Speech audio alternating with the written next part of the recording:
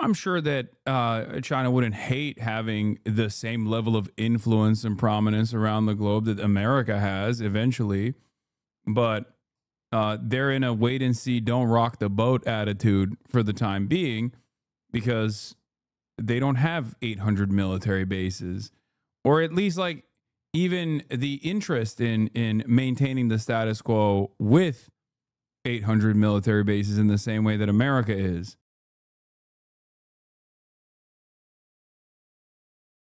Anyway, but I think more and more, you'll probably start seeing more and more like China hawks, or at least like China watchers in general in the West, approach to this issue, because if they continue to operate on these like arrogant confines, they're just going to keep finding themselves. They're going to keep finding themselves making wrong predictions. And maybe 20 years ago, making the wrong prediction about China's inevitable demise was not so consequential because America was still obviously the superpower, right? But now, when you are directing the State Department to take action in a certain way, and that actually allows China more breathing room to operate internationally, that's a far more costly penalty because China does have motion now. That's it. In China with this rather extraordinary summit. Ivan. That's right, and it's wrapping up now. The leaders of countries from across the Middle East and Asia have been gathering in this huge building here. Where they boast that they represent nearly 50% of the world's population, starting to see their motorcades leave now, John.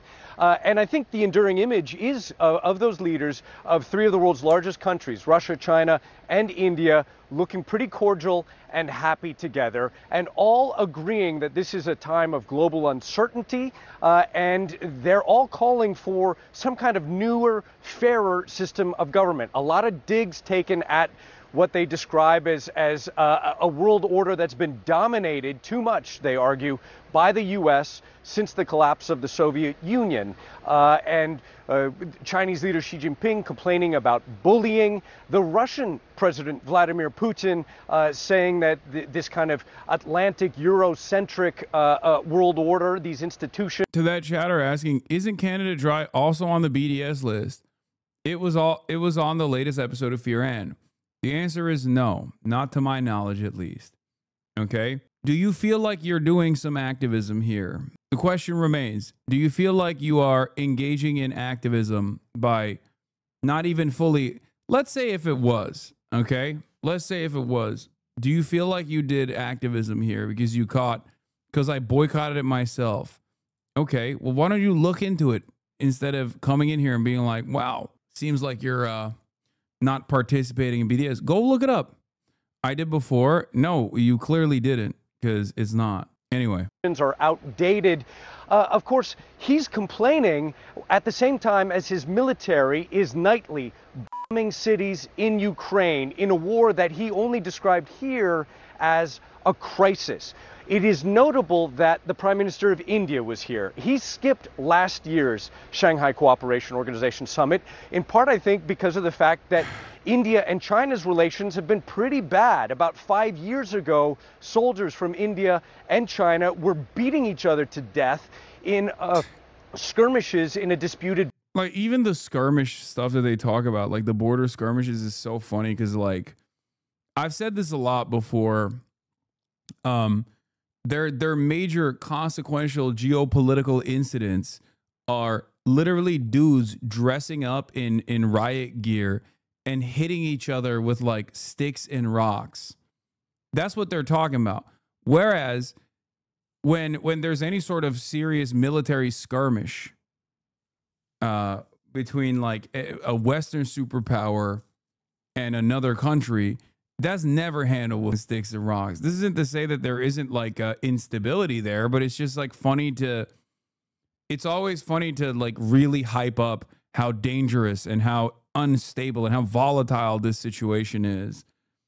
When, you know, we're talking about America that just like used bombers and blew up a bunch of like Iranian nuclear sites only a couple months ago because they were bored. and because it would make Israel shut the up a little bit. All while, you know, Israel has obviously reduced Gaza to rubble. It just looks kind of silly. I don't know. From where I'm standing, I look at this and I'm like, this is silly.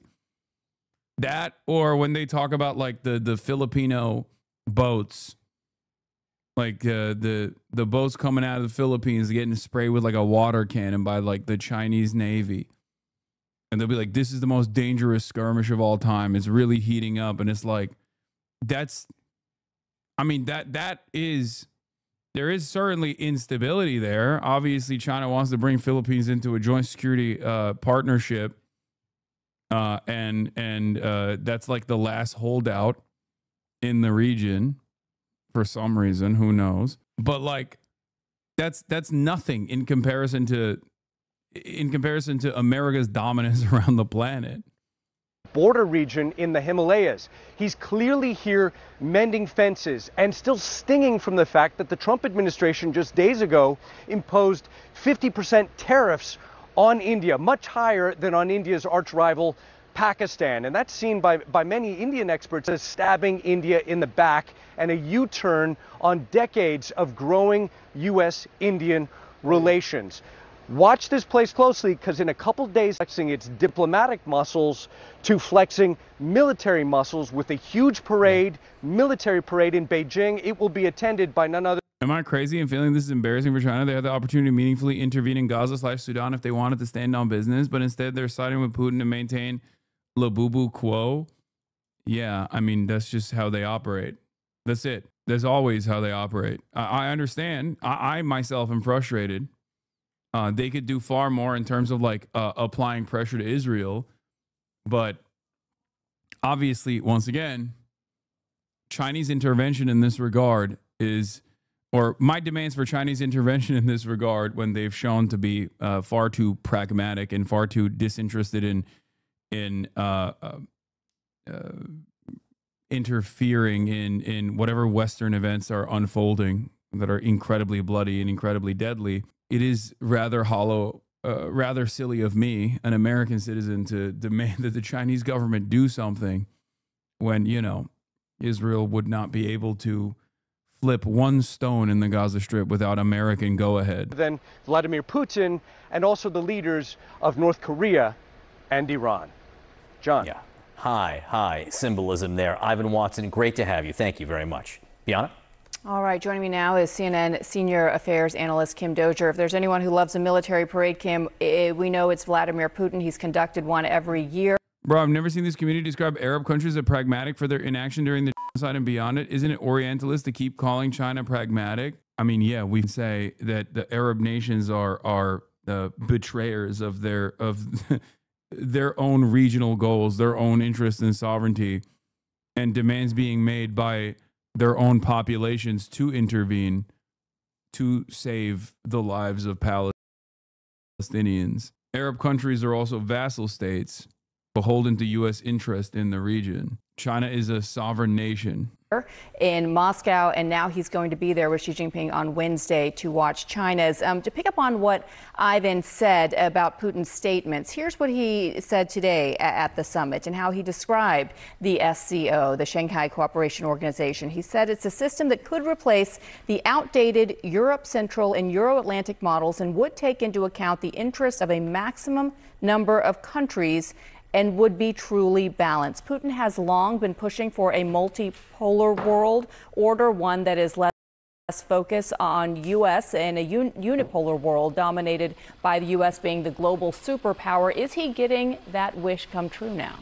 Well, what we're seeing is this formation of this Eurasian bloc that is strengthening its ties economically, militarily, diplomatically, and China is in the lead. You know, China wants to conquer the world through trade, through markets, vice through force, and replace the U.S. as the leading global power.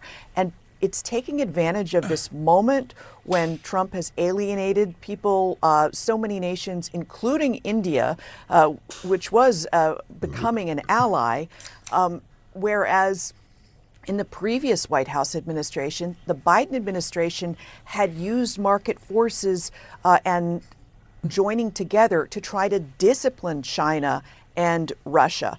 In this case, however, we see that sort of method being thrown out the window, and now producing a fusion of nations that haven't always had the West. China does want to trade, Max, but take over the world? No, not yet. I'm sure that China wouldn't hate having the same level of influence and prominence around the globe that America has eventually, but they're in a wait and see, don't rock the boat attitude for the time being, because they don't have 800 military bases, or at least like even the interest in maintaining the status quo with 800 military bases in the same way that America is. Not every hegemonic power is going to look the same and operate in the same way.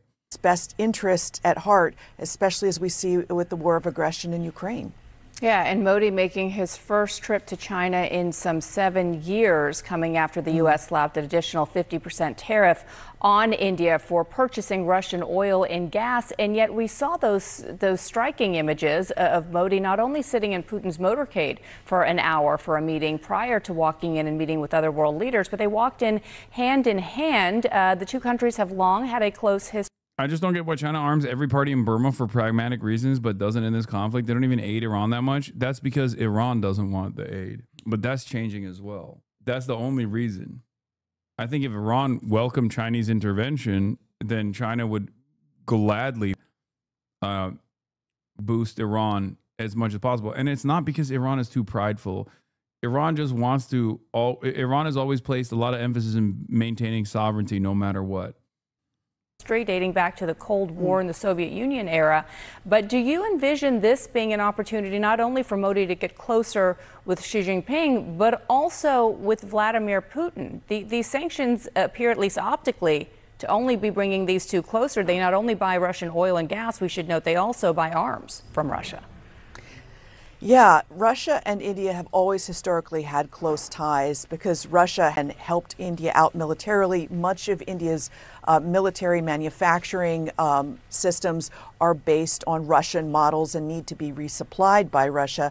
But what you also have is this new pressing together of the two sides because while India had been taking advantage, yes, of cheap Russian crude, India sells that Russian crude onwards to the European Union, which has doubled the amount that it buys from India. So inside India, you see this fury over what they see as a double standard.